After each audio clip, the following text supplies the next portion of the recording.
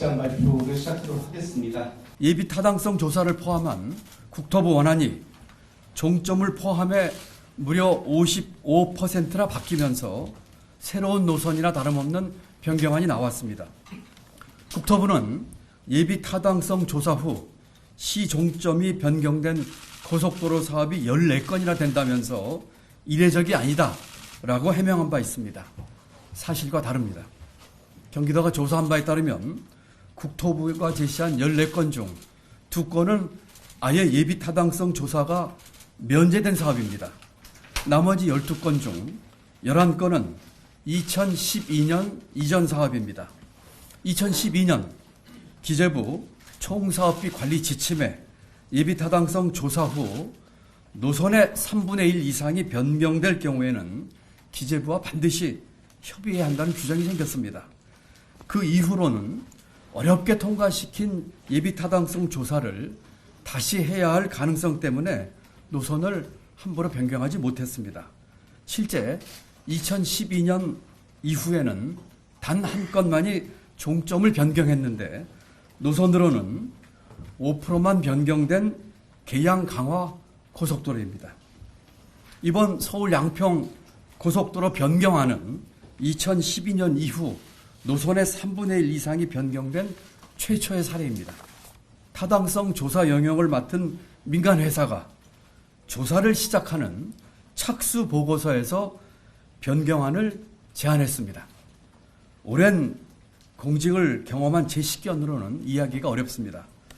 타당성 조사 영역은 이미 통과된 기재부의 예비 타당성 조사를 기반으로 더 정밀하게 타당성을 검증하는 것이 주된 목적입니다. 물론 용역업체도 조사 과정에서 더 나은 대안을 제시할 수 있습니다.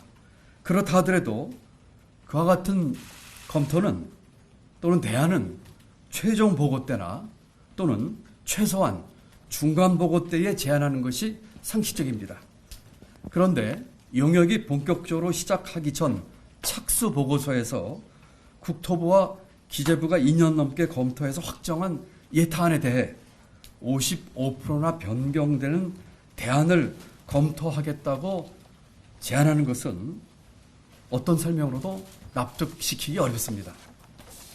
그동안 국토부가 수립한 5년 주기, 10년 주기, 20년 주기 국토도로 계획에 모두 포함되어 있는 원안을 민간 용역업체가 제대로 조사도 하기 전에 바꾸겠다고 주장한 셈입니다. 민간 용역업체가 단독으로 1조 7천억 규모의 국가사업 변경을 주장했다는 주장은 그 어떤 외부의 힘이 작용했다는 의심을 사기에 충분합니다.